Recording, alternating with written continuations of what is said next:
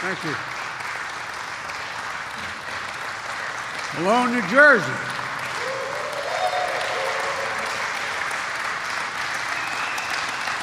Thank you.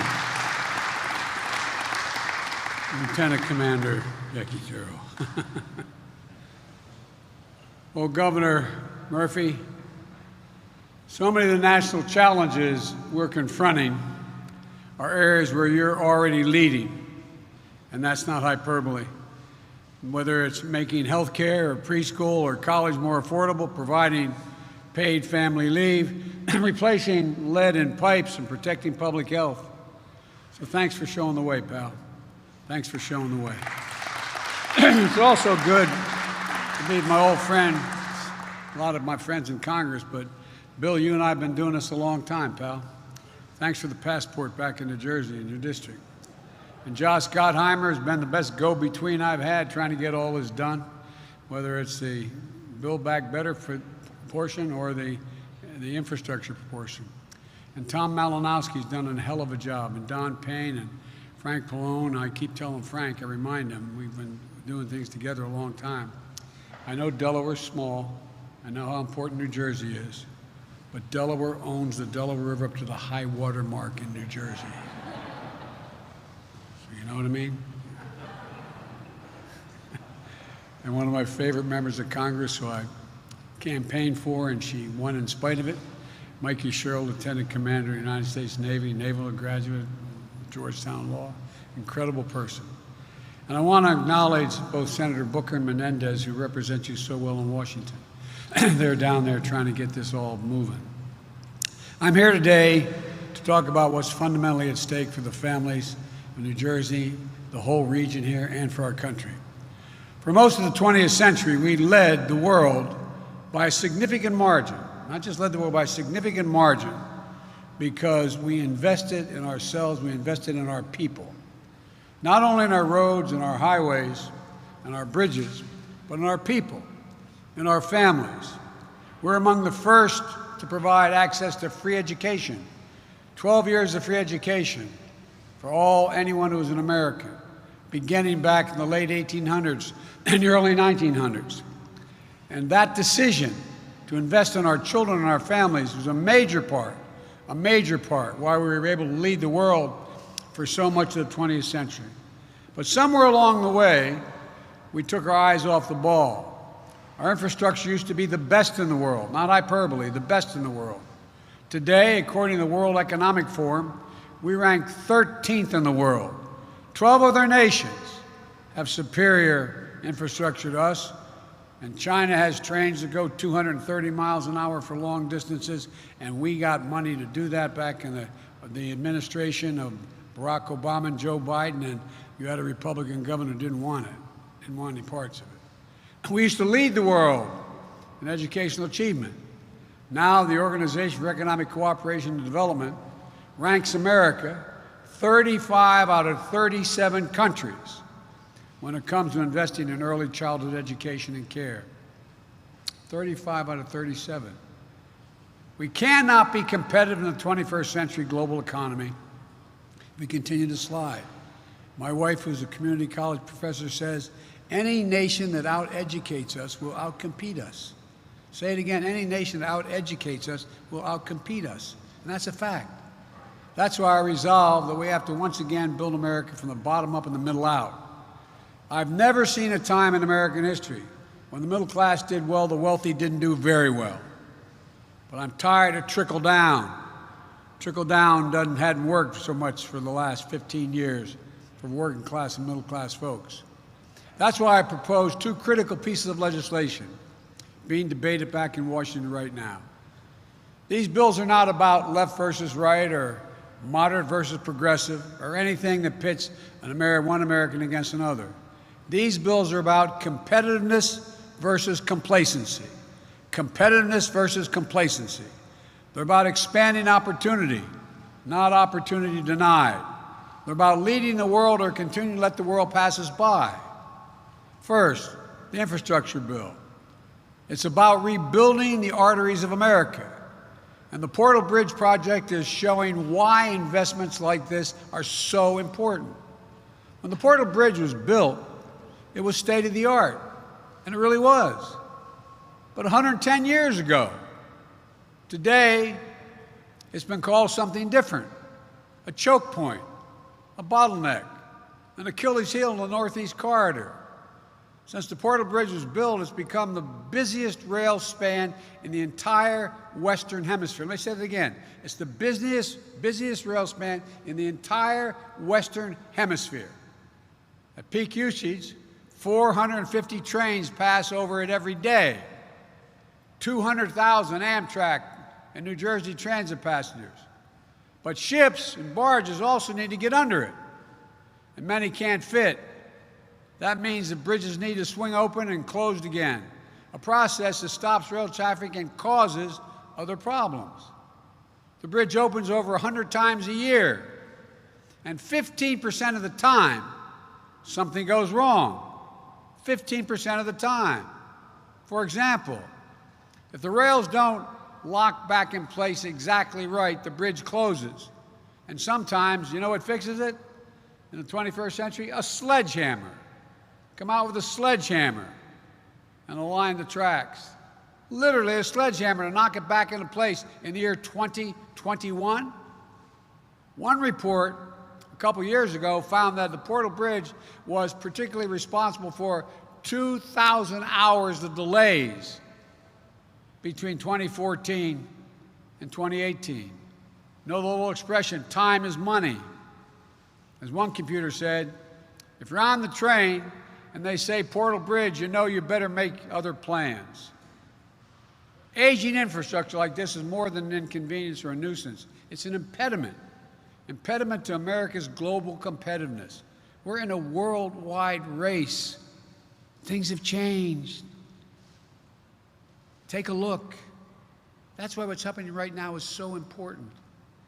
Today, we're moving forward on a new bridge that will be higher over the water, so it won't need to open and close, allow us to increase speed, safety, and efficiency, and capacity. This is going to make life a lot better for New Jersey's commuters. It's also going to create nearly 8,000 construction jobs in this area alone, this area's workers. 8,000. Union jobs. Union. It was pointed out to me not long ago that I said I'm a union president, that I apparently used, someone calculated, I used the word union more than the last 7 presidents combined. Because guess what? It's a decent wage. It's about to make rail transportation, which is a cleaner, greener way to travel, the better choice for a lot of New Jersey residents, but not just New Jersey, everybody up and down the East Coast. If I can pause for a second, I apologize because some have heard this. I commuted every single day, 263 miles a day on Amtrak from the time I got elected United States Senator. As a matter of fact, when I was vice president, I used to like to take the train home because my mom was very sick and dying, and I'd come home every weekend to make sure I'd take the train home. And the Secret Service, and I'm not criticizing them, legitimately would rather me fly because it's safer, because too many people can get on and off, et cetera. I'm getting on one Friday, and then one of the senior guys on Amtrak, Angelo Negri, I got to know all the conductors really well. They became my friends. I mean, really, my genuine friends. I'd have them at my home at Christmas and during the summer. And Ange walks up to me and he goes, "Joey, baby!" grabs my cheek, and I thought the Secret Service was going to blow his head off. I said, I swear to God, true story. I said, no, he's a friend. I said, "What's up, Ange?" He said, "Joey, I read in the paper, you travel 1,200,000 miles on Air Force planes," because they keep meticulous tabs of it. I said, "Yeah?" He said, "Big," I won't say the whole thing, "big deal. So you know how many miles you travel on Amtrak, Joey?" And I said, "No." He said, "The boys and I figured out the retirement dinner." He said, "You traveled 2 million, I think it was 180, but 2,200,000 miles. I said, "How'd you get that, Ange?" He said, "Well, 267 miles a day."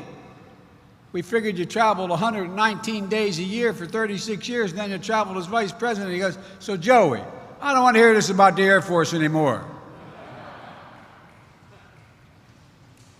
I'm a train guy because it also is the single most significant way we can deal with air pollution, the single most significant way we can deal with global warming.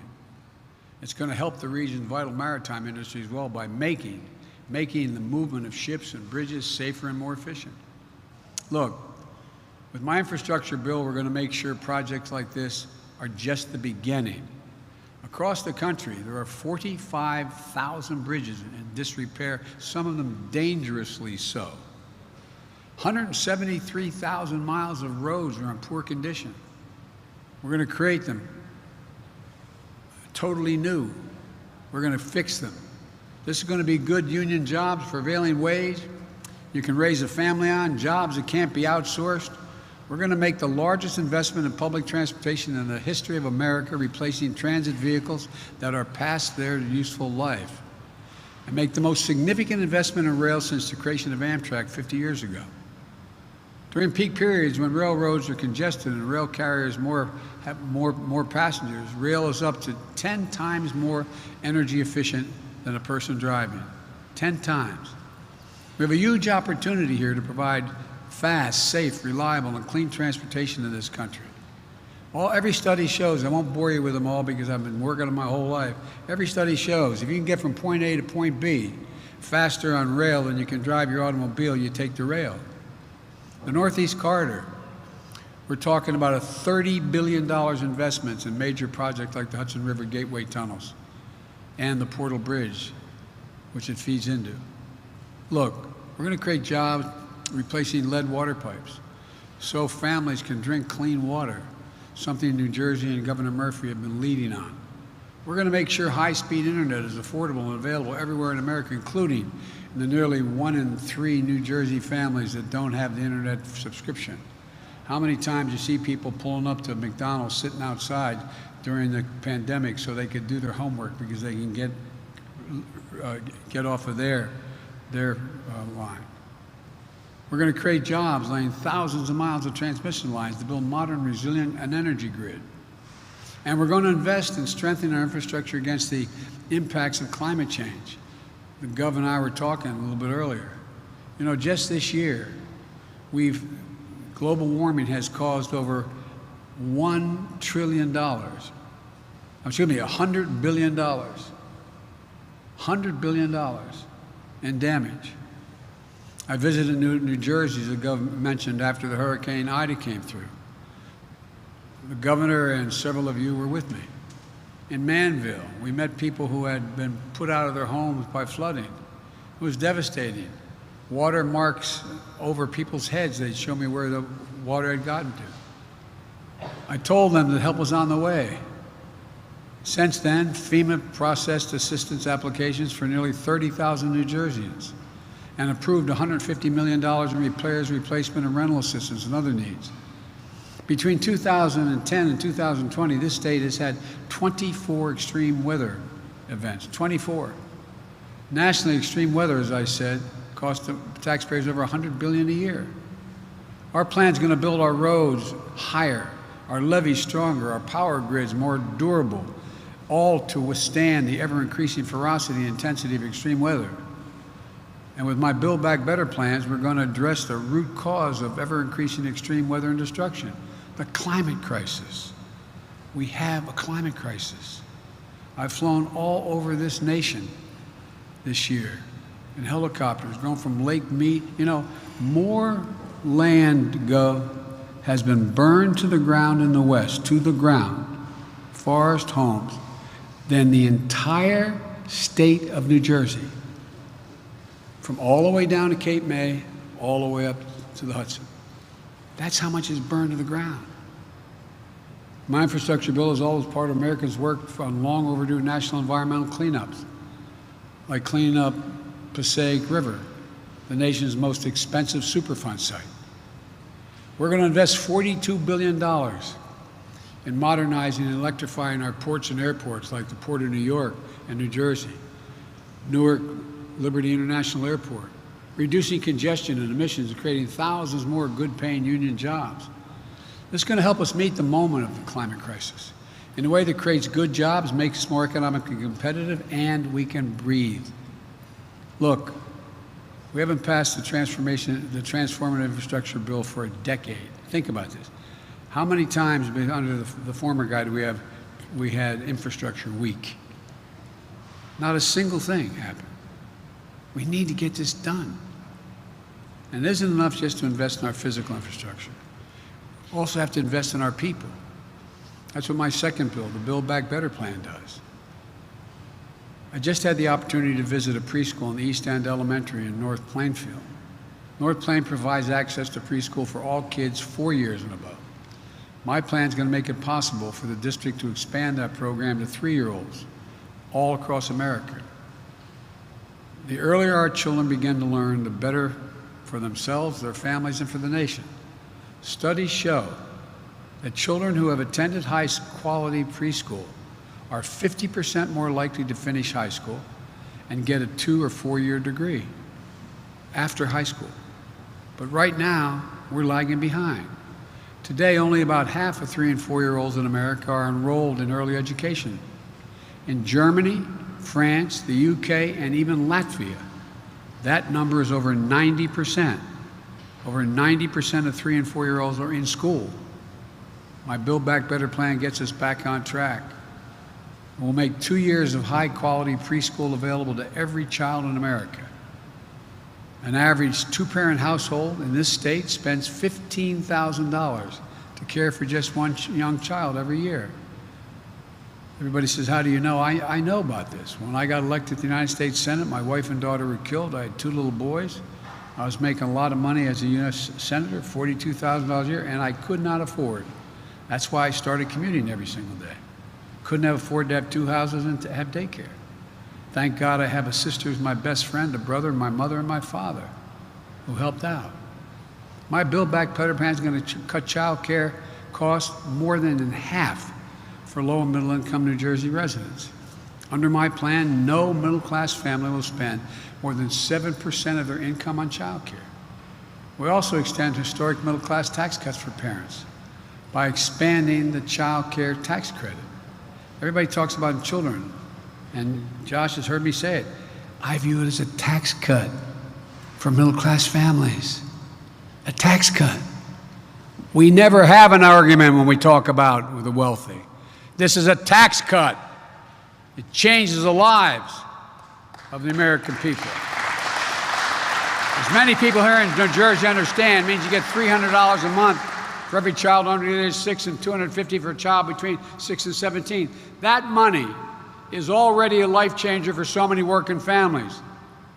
It's projected to cut child poverty in New Jersey by 36%. These bills are going to change the lives of millions of people in the areas and hundreds of millions of people across the country for better and for years to come. So everyone here today, especially Governor Murphy and other dedicated officials here today, thank you for showing us what's possible. Because when we make these investments, there's going to be no stopping America. We will own the future. This initiative is about betting on America, about believing in America, about believing in the American people.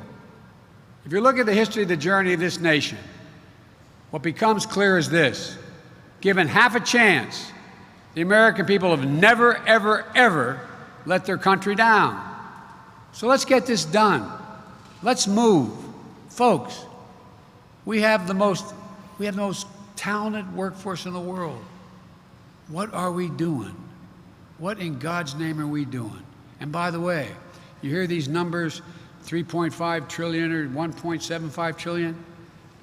We pay for it all. It doesn't increase the deficit 1 single cent. So let's get to work. Let's put people to work. And let's once again reestablish America as the most advanced country in the world. God bless our America, and God bless our troops. Thank you, thank you, thank you.